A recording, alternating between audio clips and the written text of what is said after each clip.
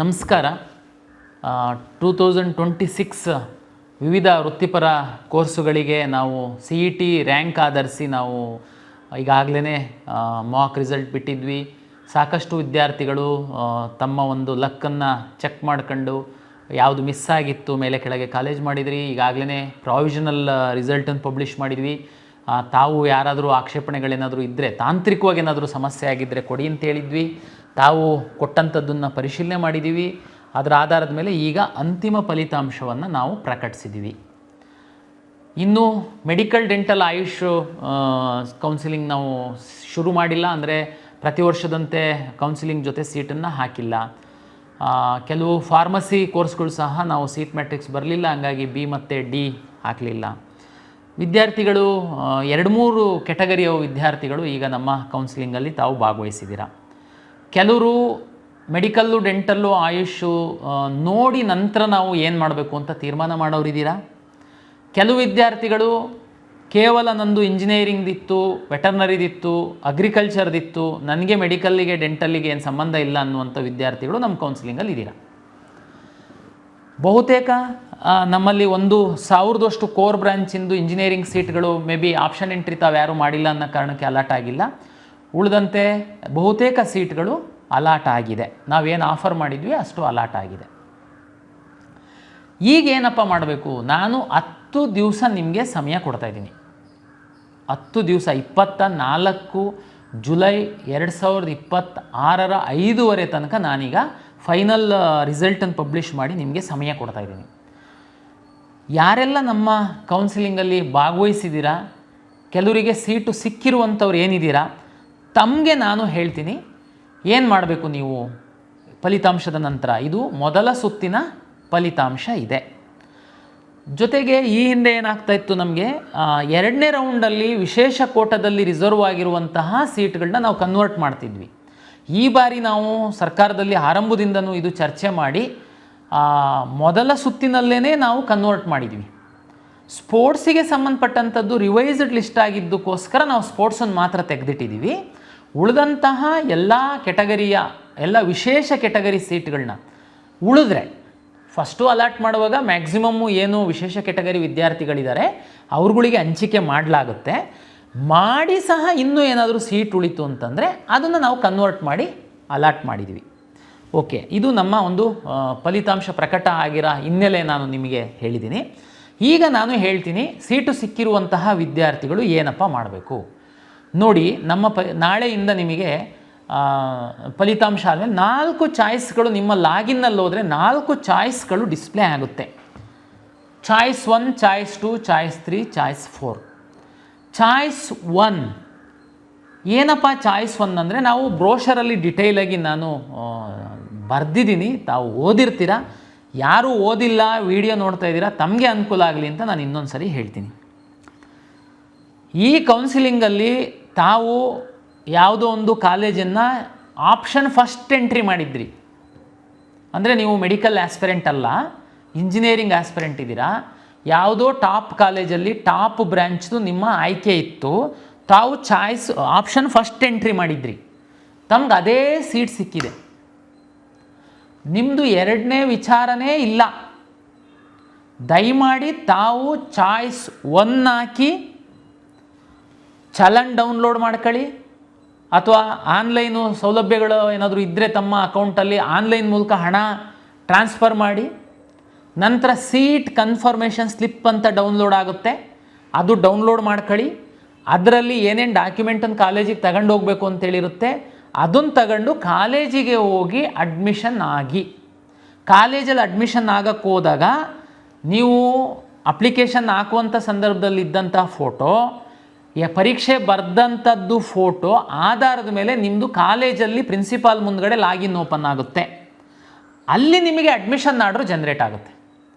Admission order 2 copy ನಿಮಗೊಂದು ಕೊಡ್ತಾರೆ, ಕಾಲೇಜಲ್ಲಿ ಒಂದು ಇಟ್ಕೊಳ್ತಾರೆ. ನೀವೆಲ್ಲ ದಾಖಲೆಗಳನ್ನ ಅಲ್ಲಿ ಕೊಡ್ತೀರಾ, ಅಡ್ಮಿಷನ್ ಆಗ್ತೀರಾ. ಇನ್ನೊಂದು ಸರಿ ಹೇಳ್ತಾ ಇದ್ದೀನಿ, ನೀವು ಕೌನ್ಸಿಲಿಂಗ್ ಆಪ್ಷನ್ ಎಂಟ್ರಿ ಸಂದರ್ಭದಲ್ಲಿ ಆಪ್ಷನ್ 1 ಹಾಕಿದ್ದೀರಾ, ಅದೇ ನಿಮ್ಮ ಗುರಿ ಇತ್ತು, ನಿಮ್ಮ ಉದ್ದೇಶ ಇತ್ತು, ನಿಮ್ಮ 2ನೇ ವಿಚಾರ ಇರಲಿಲ್ಲ, ಆ ಕಾಲೇಜಿಗೆ ಹೋಗ್ಬೇಕಷ್ಟೇ. ಹೋಗಿ ಚಾಯ್ಸ್ 1 ಹಾಕಿ ದುಡ್ಡು ಕಟ್ಟಿ ಸೀಟ್ ಕನ್ಫರ್ಮೇಷನ್ ಸ್ಲಿಪ್ ತಗೊಳ್ಳಿ, 24ನೇ ತಾರೀಕು ಒಳಗಡೆ ಕಾಲೇಜಿಗೆ ಹೋಗಿ ಅಡ್ಮಿಷನ್ ಆರ್ಡರ್ ಅಲ್ಲಿ ಡೌನ್ಲೋಡ್ ಮಾಡ್ಕೊಳ್ಳಿ. ನಿಮ್ಮ ಫೋಟೋ ಮುಖ ತೋರಿಸಿದ್ರೆ ಎಕ್ಸಾಮ್ ಬರೆದಿರೋದು ಮತ್ತು ನೀವು ಅರ್ಜಿ ಹಾಕಿರೋ ಎರಡೂ ಫೋಟೋ ಮೇಲೆ ಮ್ಯಾಚ್ ಮಾಡಿ ಅಲ್ಲಿ ಅಡ್ಮಿಷನ್ ಆರ್ಡ್ರು ಡೌನ್ಲೋಡ್ ಆಗುತ್ತೆ. ನಿಮ್ಮ PUC ಮಾರ್ಕ್ಸ್ ಏನಿರುತ್ತೆ ಅಲ್ಲಿ ಎಂಟ್ರಿ ಮಾಡ್ತಾರೆ. ನೀವು ನಮ್ಮಲ್ಲಿ ಇರೋ ಮಾರ್ಕ್ಸ್ ಅದು ಟ್ಯಾಲಿ ಆಗಿರೋದು ನೋಡಿ ನಿಮಗೆ ಅಡ್ಮಿಷನ್ ಕೊಡ್ತಾರೆ. ನೀವು ದುಡ್ಡನ್ನು ನಮಗೆ ಕಟ್ಟಿರ್ತೀರ, ಕಾಲೇಜಲ್ಲಿ ಏನೂ ಕಟ್ಟೋದಿರಲ್ಲ.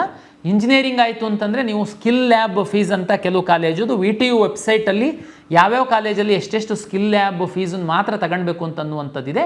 ಅದನ್ನು ತಾವು ನೋಡ್ಕೊಳ್ಳಿ, ಅಷ್ಟು ಮಾತ್ರ ಅಲ್ಲಿ ಕಟ್ಟೋದಿರುತ್ತೆ. ಹಾಸ್ಟೆಲ್ಲು ಅದೆಲ್ಲ ಆಪ್ಷನಲ್ ಇರುತ್ತೆ, ಅದು ನಿಮಗೆ ಬಿಟ್ಟಂಥದ್ದು. ಕಾಲೇಜು ನಿಮಗೆ ಪ್ರಾಚಾರ್ಯರು ಪ್ರಾಂಶುಪಾಲರು ಏನಿದ್ದಾರೆ ಅವ್ರು ನಿಮಗೆ ಕ್ಲಿಯರಾಗಿ ಎಕ್ಸ್ಪ್ಲೈನ್ ಮಾಡ್ತಾರೆ. ಇದು ಇಂಜಿನಿಯರಿಂಗಿಗೆ. ಅದೇ ರೀತಿ ಯಾವುದೋ ಒಬ್ಬ ವಿದ್ಯಾರ್ಥಿ ವೆಟರ್ನರಿ ಫಸ್ಟ್ ಆಪ್ಷನ್ ಎಂಟ್ರಿ ಮಾಡಿದ್ದಾನೆ, ವೆಟರ್ನರಿ ಸಿಗುತ್ತೆ, ಚಾಯ್ಸ್ 1 ಹಾಕಿ ದುಡ್ಡು ಕಟ್ಟಿ ಕಾಲೇಜಿಗೆ ಹೋಗಿ. ಅದೇ ರೀತಿ ಎಲ್ಲ ಕೋರ್ಸ್ಗಳಿಗೆ ಆಗುತ್ತೆ. ಕೋರ್ಸ್ ಫೀಸ್ ಏನು ನಿಗದಿ ಆಗಿರುತ್ತೆ ಅದನ್ನು ಮಾತ್ರ ನೀವು ನಮಗೇ ಕಟ್ಟಿರ್ತೀರ. ಕೋರ್ಸ್ ಫೀಸನ್ನು ಮತ್ತೆ ಕಾಲೇಜಲ್ಲೇ ನಿಮಗೆ ತಗೊಳಲ್ಲ. ನೀವು ಅಲ್ಲಿ ಹೋದರೆ ನಿಮ್ಮ ಫೋಟೋ ಆಧರಿಸಿ ಅಡ್ಮಿಷನ್ ಆರ್ಡ್ರು ಡೌನ್ಲೋಡ್ ಮಾಡಿ ನಿಮ್ಮ ಮೂಲ ದಾಖಲೆಗಳನ್ನ ಅವರು ತೆಗೆದುಕೊಂಡು ನಿಮಗೆ ಅಡ್ಮಿಷನ್ ಕೊಡ್ತಾರೆ.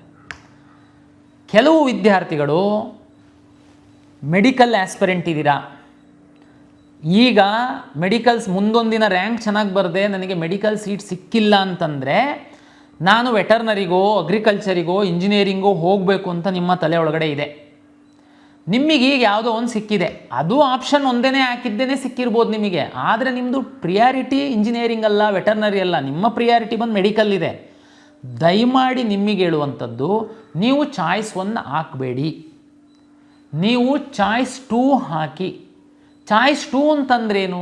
ನಾನು ಅವಾಗ ಹೇಳಿದೆ, ಚಾಯ್ಸ್ 1 ಅಂದರೆ ನನಗೆ ಸಿಕ್ಕಿರುವಂತಹ ಸೀಟು 100% ಇಷ್ಟ ಇದೆ, ನಾನು ಮುಂದಿನ ಯಾವುದೇ ಕೌನ್ಸಿಲಿಂಗ್ ರೌಂಡ್ಗಳಲ್ಲಿ ಯಾವುದೇ ಮೆಡಿಕಲ್ ಡೆಂಟಲ್ ಕೌನ್ಸಿಲಿಂಗಲ್ಲಿ ನಾನು ಭಾಗವಹಿಸುವಂಥದ್ದಕ್ಕೆ ಇಚ್ಛೆ ಪಡಲ್ಲ, ನಾನು ಚಾಯ್ಸ್ 1 ಹಾಕ್ತಾಯಿದ್ದೀನಿ, ನಾನು ಕಾಲೇಜಿಗೆ ಹೋಗಿ ಅಡ್ಮಿಷನ್ ಹಾಕ್ತೀನಿ ಎನ್ನುವಂಥವ್ರಿಗಿರುವಂಥದ್ದು ಚಾಯ್ಸ್ 1.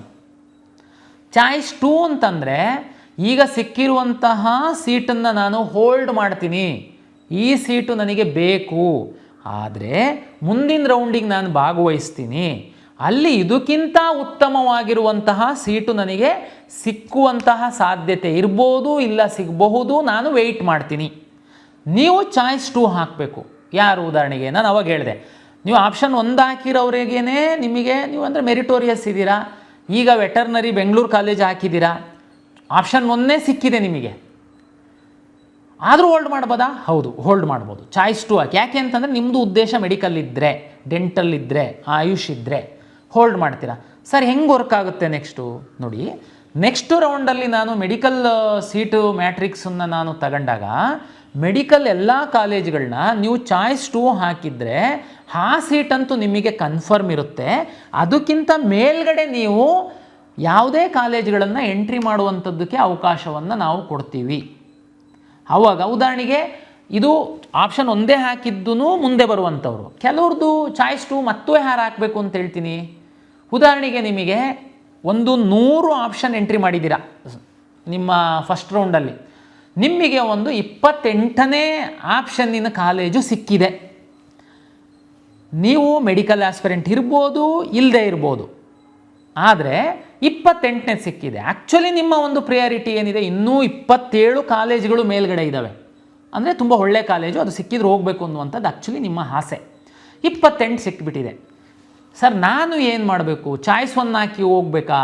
ನೋಡಿ, 28ನೇದು ಸಿಕ್ಕಿರುವಂಥದ್ದೇನೇ ನಿನಗೆ ತೃಪ್ತಿ ಇದೆ ಅಂತಂದರೆ ಚಾಯ್ಸ್ 1 ಹಾಕಿ ಹೋಗು. ನಿನ್ನ ಪ್ರಿಯಾರಿಟಿ ಚೆಕ್ ಮಾಡ್ತು ಅಂತಂದರೆ ನಿನಗೆ ಅದು ಖಂಡಿತ ಅದು ನಿನ್ನ ಮೊದಲ ಪ್ರಿಯಾರಿಟಿ ಏನಲ್ಲ, ಅದು 28ನೇ ಪ್ರಿಯಾರಿಟಿ. ಮೊದಲ ಇನ್ನೂ 27 ಪ್ರಿಯಾರಿಟಿಗಳಿದ್ದಾವೆ. ನನಗೆ ನಿಮಗೆ ರಿಕ್ವೆಸ್ಟ್ ಏನಂತಂದರೆ, ನೀವು ವೆಯ್ಟ್ ಮಾಡುವಂಥದ್ದು ಒಳ್ಳೆಯದು. ಅಂದರೆ ನೀವು ಸಹ ಚಾಯ್ಸ್ 2 ಹಾಕ್ಬೋದು. ಏನು ಚಾಯ್ಸ್ 2? 28ಕ್ಕೆ ನಿಮಗೆ ಸಿಕ್ಕಿರುವಂಥ ಕಾಲೇಜ್ ಏನಿದೆ ಅದು ನಿಮಗೆ ಫಿಕ್ಸ್. 28 ನಿಮಗೋಸ್ಕರ ರಿಸರ್ವ್ ಆಯಿತು. ಕೆಳಗಡೆ ಇರೋ ಎಲ್ಲ ನಿಮ್ಮ ಖಾತೆನಲ್ಲಿರುವಂಥದ್ದೆಲ್ಲ ಡಿಲೀಟ್ ಆಗಿ ಹೋಗುತ್ತೆ. 28 ನಿಮಗೆ ಹೋಲ್ಡ್ ಆಗಿದೆ. 1ರಿಂದ 27 ಮೇಲ್ಗಡೆ ಇರುವಂಥ ಬ್ರಾಂಚಸ್ಸು ಕಾಲೇಜಸ್ಸು ಇರುತ್ತೆ. ನೀವು ನೆಕ್ಸ್ಟ್ ಸೆಕೆಂಡ್ ರೌಂಡಿಗೆ ಬರ್ಬೋದು. ಸೆಕೆಂಡ್ ರೌಂಡಲ್ಲಿ 1ರಿಂದ 27 ಕಾಲೇಜ್ಗಳೇನಿದೆ ಅದನ್ನು ರೀಅರೇಂಜ್ ಮಾಡ್ಬೋದು, ಡಿಲೀಟ್ ಮಾಡ್ಬೋದು. ಒಂದು ವೇಳೆ ನಿಮಗೆ ಮೆಡಿಕಲ್ ರ್ಯಾಂಕ್ ಇತ್ತು ಅಂತಂದರೆ ಮೆಡಿಕಲ್ ಡೆಂಟಲ್ ಆಯುಷ್ ಸೀಟ್ಗಳನ್ನ ತಗೊಂಡು ಬಂದು ಅಲ್ಲಿ ಹಾಕ್ಬೋದು. ಫಾರ್ಮಾ ಡಿ ಮತ್ತು ಬಿ ಫಾರ್ಮಸಿಗೆ ಸಂಬಂಧಪಟ್ಟಿದ್ದ ಸೀಟ್ ಮ್ಯಾಟ್ರಿಕ್ಸ್ ಯಾವುದಾದ್ರೂ ಬಂತು ಅಂದರೆ ಅದನ್ನು ತಗೊಂಡು ಬಂದು ಮೇಲ್ಗಡೆ ಹಾಕ್ಬೋದು.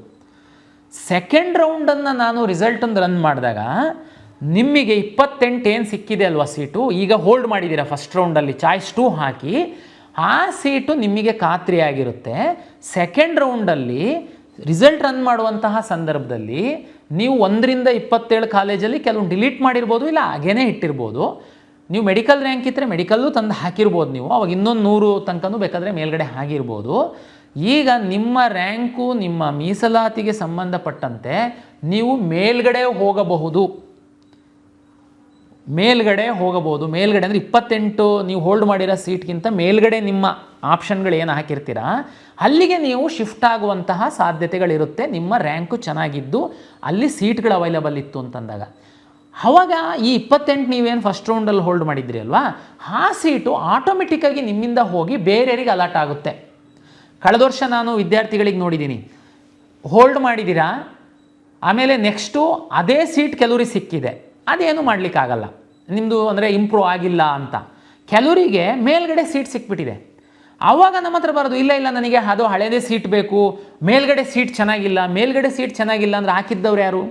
ನೀವೇ ಹಾಕಿರ್ತೀರ. ಅದಕ್ಕೇ ನೀವು ಚೆನ್ನಾಗಿರೋದನ್ನು ಇಟ್ಕೊಳ್ಳೋದಕ್ಕೆ ಅವಕಾಶ ಇದೆ, ಚೆನ್ನಾಗಿಲ್ಲದನ್ನ ಡಿಲೀಟ್ ಮಾಡೋದಕ್ಕೆ ಅವಕಾಶ ಇದೆ, ಬೇಕಾದರೆ ತಾವು ಮಾಡಿ. ಆದರೆ ಸೆಕೆಂಡ್ ರೌಂಡಲ್ಲಿ ಒಂದು ವೇಳೆ ನಿಮ್ಮ ಲಾಗಿನ್ನಲ್ಲಿ ನೀವು ಹೋಲ್ಡ್ ಮಾಡಿರೋ ಸೀಟ್ಗಿಂತ ಮೇಲ್ಗಡೆ ಸೀಟ್ ಏನಾದರೂ ಸಿಕ್ಕಿದರೆ ಆಟೋಮೆಟಿಕ್ಕಾಗಿ ಈ ಸೀಟು ನಿಮ್ಮಿಂದ ತಪ್ಪಿ ಹೋಗುತ್ತೆ, ಬೇರೆಯವರಿಗೆ ಅಲರ್ಟ್ ಆಗುತ್ತೆ. ಫಲಿತಾಂಶ ಪ್ರಕಟ ಆದಮೇಲೆ ವಾಪಸ್ ಬಂದು ನನಗೆ ಆ ಸೀಟ್ ಬೇಕು ಅಂದರೆ ಸಿಗಲ್ಲ. ಇದು ಚಾಯ್ಸ್ 2ದವರಿಗೆ. ಚಾಯ್ಸ್ 2 ಏನು ಅಂತಂತ ಹೇಳಿದರೆ ಅರ್ಥ ಆಗಿದೆ. ಚಾಯ್ಸ್ 3 4 ಚಾಯ್ಸ್ ಅಂತ ಹೇಳಿದ್ದೀನಿ, 1 ಹೇಳಿದ್ದೀನಿ, 2 ಹೇಳಿದ್ದೀನಿ. ಚಾಯ್ಸ್ 3 ಅಂತಂದರೆ ನೀವು 100 ಆಪ್ಷನ್ ಎಂಟ್ರಿ ಮಾಡಿದ್ದೀರಾ, ಈಗ ನಿಮಗೆ 90ನೇದೊಂದು ಕಾಲೇಜ್ ಅಲಾಟ್ ಆಗಿದೆ. ಆ ಕಾಲೇಜ್ ನಿಮಗೆ ಇಷ್ಟ ಇಲ್ಲ, ಹೋಲ್ಡ್ ಮಾಡಿ ಇಟ್ಕೊಂಡು ನಾನು ಏನು ಮಾಡಬೇಕಾಗಿಲ್ಲ. ಯಾಕೆಂದರೆ ಹೋಲ್ಡ್ ಮಾಡಿರೋದು ಹೆಂಗಿರುತ್ತೆ ಅಂತಂದರೆ ನಿಮಗೆ ಮೇಲ್ಗಡೆ ಅಪ್ಗ್ರೇಡ್ ಆಗಿಲ್ಲ ಅಂತಂದರೆ ಅದು ಫಿಕ್ಸ್ ಆಗಿಬಿಡುತ್ತೆ. ನಿಮಗೆ ಸೆಕೆಂಡ್ ರೌಂಡಲ್ಲಿ ನೀವು ಹೋಗಲೇಬೇಕಾಗುತ್ತೆ ಕಾಲೇಜಿಗೆ. ಆದರೆ ಆ ಕಾಲೇಜೇ ನಿಮಗೆ ಇಷ್ಟ ಇಲ್ಲ, ನೀವು ಹಾಕ್ಬಿಟ್ಟಿದ್ರೆ ಅಲಾಟ್ ಆಗಿದೆ. ಅಂಥ ಸಂದರ್ಭದಲ್ಲಿ ನೀವು ಆವಾಗ ಚಾಯ್ಸ್ 2 ಹಾಕಿ ಹೋಲ್ಡ್ ಮಾಡಿದಾಗ ಏನಾಗುತ್ತೆ, ನಾನು ಅವಾಗ ಹೇಳಿದೆ ಅಲ್ಲ, 28ನೇ ಕಾಲೇಜ್ ಅಲರ್ಟ್ ಆಗಿದ್ದು ನೀವು ಅದನ್ನು ಹೋಲ್ಡ್ ಮಾಡಿದಾಗ 29ರಿಂದ ಇರೋದೆಲ್ಲ ನಿಮ್ಮ ಲಾಗಿನಿಂದ ಡಿಲೀಟ್ ಆಗಿ ಹೋಗ್ಬಿಡುತ್ತೆ. ಮೇಲಿಂದ ಇರುವಂಥದ್ದು ಮಾತ್ರ 27ರ ತನಕ ಇರುತ್ತೆ. ಬಟ್ ಚಾಯ್ಸ್ 3 ಹಾಕಿದರೆ ನಾನು ಈಗ ಹೇಳ್ದಂಗೆ 100 ಆಪ್ಷನ್ ಎಂಟ್ರಿ ಮಾಡಿದ್ದೀರಾ, ನಿಮಗೆ 98ನೇ ಕಾಲೇಜ್ ಅಲಾಟ್ ಆಗಿದೆ. ಈಗ ನೀವು ಅಕಸ್ಮಾತು 98ನೇ ಕಾಲೇಜು ತುಂಬ ಚೆನ್ನಾಗಿಲ್ಲ, ನಿಮಗೆ ಇಷ್ಟನೇ ಇಲ್ಲ, ಏನೋ ಹಾಕುವಾಗ ಹಾಕ್ಬಿಟ್ಟಿದೆ, ಸಿಕ್ಕಿದೆ, ನಾನು ಹೋಲ್ಡ್ ಮಾಡಿ ನಮ್ಮ ಗ್ರಾಚಾರಕ್ಕೆ ಏನಾದ್ರು ನೆಕ್ಸ್ಟ್ ರೌಂಡಲ್ಲಿ ಅದೇ ಸಿಕ್ಬಿಡ್ತು ಅಂತಂದರೆ ಕಷ್ಟ ಆಗುತ್ತೆ ಅಂತ ನಿಮ್ಮ ತಲೆ ಒಳಗಡೆ ಇದ್ದರೆ ಚಾಯ್ಸ್ 3 ಹಾಕಿ. ಚಾಯ್ಸ್ 3 ಅಂದರೆ ನಿಮಗೆ ಸಿಕ್ಕಿರುವಂತಹ 98ನೇ ಸೀರಿಯಲ್ ನಂಬರಿನ ಕಾಲೇಜು ನಿಮ್ಮ ಲಾಗಿನ್ನಿಂದ ಡಿಲೀಟ್ ಆಗಿ ಹೋಗುತ್ತೆ. 100 ಆಪ್ಷನ್ನಲ್ಲಿ 98 ಸಿಕ್ಕಿತ್ತು, ಚಾಯ್ಸ್ 3 ಹಾಕಿದ್ದೀರಾ, ಅದು ಡಿಲೀಟ್ ಆಗಿ ಹೋಗಿದೆ. ಇನ್ನು ನಿಮ್ಮ ಲಾಗಿನ್ ಒಳಗಡೆ 99 ಕಾಲೇಜು ಉಳಿಯುತ್ತೆ. ಸೆಕೆಂಡ್ ರೌಂಡಿಗೆ ಬಂದಾಗ ಈ 99 ಕಾಲೇಜಲ್ಲಿ ನೀವು ಮೇಲೆ ಕೆಳಗೆ ಮಾಡ್ಬೋದು, ಡಿಲೀಟ್ ಮಾಡ್ಬೋದು. ನಿಮ್ಮ ಮೆಡಿಕಲ್ ರ್ಯಾಂಕ್ ಇದ್ದರೆ ನೀಟ್ ರ್ಯಾಂಕ್ ಆಧರಿಸಿ ಅಲರ್ಟ್ ಮಾಡುವಂಥ ಸೀಟ್ಗಳನ್ನ ಸಹ ನೀವು ತಂದು ಹಾಕ್ಬೋದು. ಇದು ಚಾಯ್ಸ್ 3. ಚಾಯ್ಸ್ 4 ಅಂತ ಒಂದಿದೆ. ನೀವು ಒಂದು 100 ಆಪ್ಷನ್ ಎಂಟ್ರಿ ಮಾಡಿದ್ದೀರಾ, ನಿಮಗೆ ಯಾವುದೋ ಒಂದು 50-60 ಯಾವುದೋ ಒಂದು ಕಾಲೇಜ್ ಸಿಕ್ಕಿದೆ. ಆದರೆ ಈ ನಮ್ಮ ಕೌನ್ಸಿಲಿಂಗ್ ನಡೆಯುವ ಮಧ್ಯದಲ್ಲಿ ತಾವು ಲಾಂಗ್ ಟರ್ಮಿಗೆ ಹೋಗಿ ಕೂತಿದ್ದೀರಾ. ಈ ಕೌನ್ಸಿಲಿಂಗ್ ನಡೆಯುವ ಮಧ್ಯದಲ್ಲಿ ನಿಮ್ಮ ಮನೆಯವ್ರು ತಗೊಂಡು ನಿಮ್ಮ ಮ್ಯಾನೇಜ್ಮೆಂಟಿಗೆ ಅಡ್ಮಿಷನ್ಸ್ ಮಾಡಿದ್ದಾರೆ. ನಮ್ಮ ಕೌನ್ಸಿಲಿಂಗ್ ನಿಮಗೆ ಅಗತ್ಯ ಇಲ್ಲ.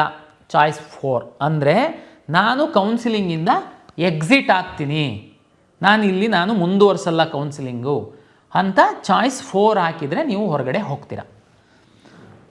ಈಗ ನಾನು ಏನು ಸೀಟ್ ಅಲಾಟ್ ಮಾಡಿದ್ದೀನಿ ಎಲ್ಲ ಕೋರ್ಸ್ಗಳಲ್ಲಿ, ನಾನು 24ನೇ ತಾರೀಕು ಸಂಜೆ 5:30 ತನಕ ನೀವು ಈ ಎಲ್ಲ 1 ಹಾಕಿ ಅಥವಾ 2 ಹಾಕಿ 3 ಹಾಕಿ 4 ಹಾಕಿ ನಿಮ್ಮ ಮನೆಯವ್ರ ಜೊತೆ ಕುತ್ಕೊಂಡು ಚರ್ಚೆ ಮಾಡಿ ನೀವು ಚಾಯ್ಸ್ ಹಾಕಿ ಅಂತ ನಾನು ಹೇಳ್ತಾ ಇದ್ದೀನಿ.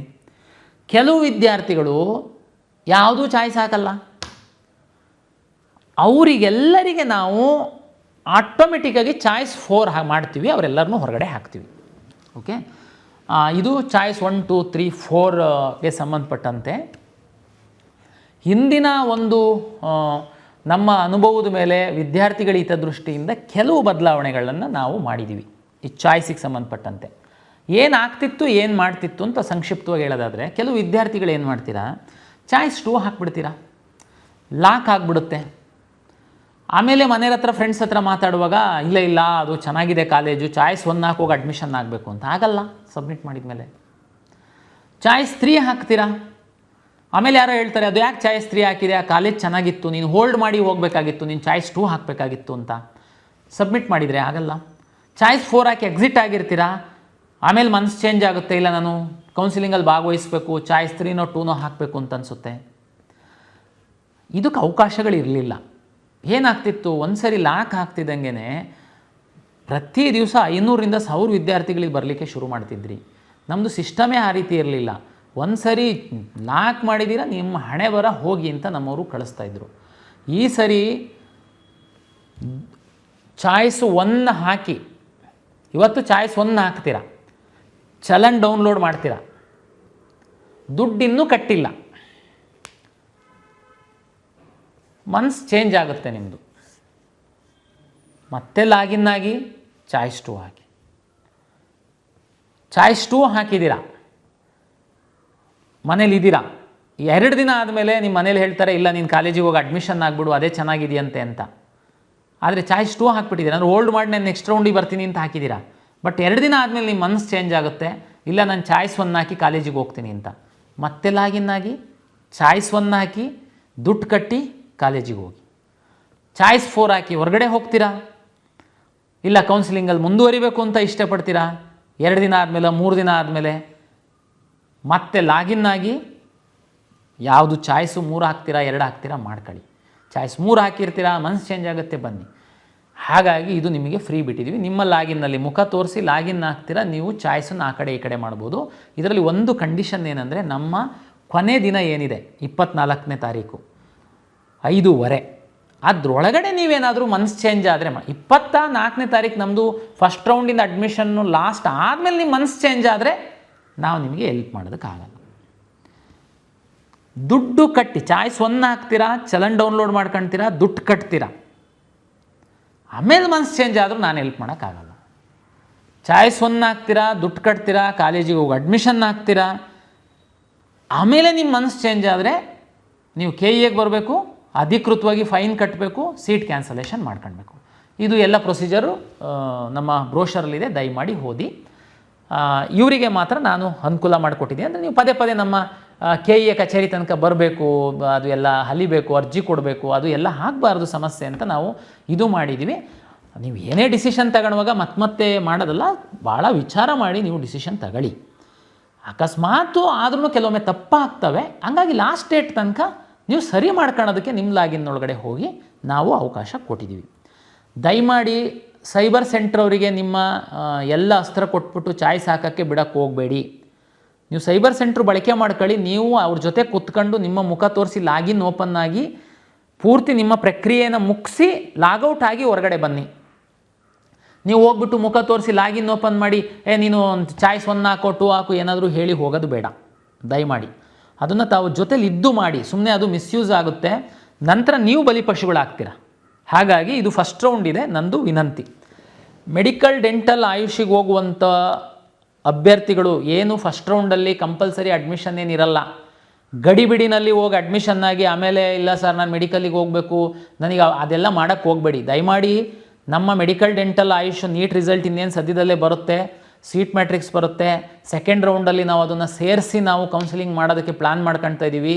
ಒಂದು ವೇಳೆ ನೀಟ್ ರ್ಯಾಂಕ್ ಇದ್ದು ನಿಮ್ಮ ಆದ್ಯತೆ ನೀಟ್ ರ್ಯಾಂಕ್ ಆಧರಿಸಿತ್ತು ಅಂತಂದರೆ ದಯಮಾಡಿ ಅಡ್ಮಿಷನ್ ಆಗಬೇಡಿ. ಅಡ್ಮಿಷನ್ ಆಗಿ ಮತ್ತೆ ಬರೋದು ಎಲ್ಲ ನಮಗೆ ಗೊಂದಲ ಆಗುತ್ತೆ, ನಿಮಗೆ ಸಹ ಟೆನ್ಷನ್ ಆಗುತ್ತೆ. ಯಾಕೆಂದರೆ ಇದನ್ನು ನಾವು ಕಂಪಲ್ಸರಿ ನಿಮಗೆ ಹೇಳ್ತಾ ಇಲ್ಲ. ಅಂಥವರು ದಯಮಾಡಿ ಚಾಯ್ಸ್ 2 ಹಾಕ್ಕೊಂಡು ವೆಯ್ಟ್ ಮಾಡಿ, ಏನು ಸಮಸ್ಯೆ ಆಗಲ್ಲ ನಿಮಗೆ. ಯಾಕೆಂದರೆ ಈಗ ಸಿಕ್ಕಿರೋದು ಬೆಸ್ಟ್ ಆಫ್ ದಿ ಬೆಸ್ಟ್ ಇದೆ. ಯಾಕೆಂದರೆ ನಾವು ಆಲ್ರೆಡಿ ಡಿ ಕ್ಯಾಟಗರೈಸೇಷನ್ ಮಾಡಿರೋದ್ರಿಂದ ತುಂಬ ಸೀಟ್ಗಳು ನಿಮಗೆ ಸಿಕ್ಕಿರುತ್ತೆ. ಆದ್ರೂ ಆಮೇಲೆ ಇನ್ನೊಂದು ಉದಾಹರಣೆಗೆ ಸರ್ ನನಗೆ 4ನೇ ಆಪ್ಷನ್ ಸೀಟ್ ಸಿಕ್ಕಿದೆ ಸರ್, ಇನ್ನೊಂದು 3 ಜಂಪ್ ಆಗ್ಬೋದಾ, ನಾನು ಮೇಲೆ ಹೋಗ್ಬೋದಾ? ನನ್ನ ವೈಯಕ್ತಿಕವಾಗಿ ಹೇಳೋದಾದರೆ ನಿಮಗೆ ಆಗುವಂಥ ಸಾಧ್ಯತೆಯೇ ಜಾಸ್ತಿ ಇರುತ್ತೆ ಅಂತ ಹೇಳ್ತೀನಿ ನಾನು. ಯಾಕೆ ಅಂತ ಹೇಳ್ತೀನಿ, ಯಾಕೆಂದರೆ ಎಷ್ಟರ ಮಟ್ಟಕ್ಕೆ ಅನ್ನೋದು ಗೊತ್ತಿಲ್ಲ ನಾನು, ಬಟ್ ಅವಕಾಶಗಳು ಜಾಸ್ತಿ ಅಂತ ಅಷ್ಟೇ ಹೇಳ್ತೀನಿ ನಾನು. ಯಾಕೆಂದರೆ ನಿಮಗೇ ಗೊತ್ತಿದೆ, ನಮ್ಮ ರಾಜ್ಯದ ಮೆಡಿಕಲ್ ಡೆಂಟಲ್ ಆಯುಷ್ ವಿದ್ಯಾರ್ಥಿಗಳು ಸಹ ಈ ಕೌನ್ಸಿಲಿಂಗಲ್ಲಿ ಭಾಗವಹಿಸಿದ್ದಾರೆ.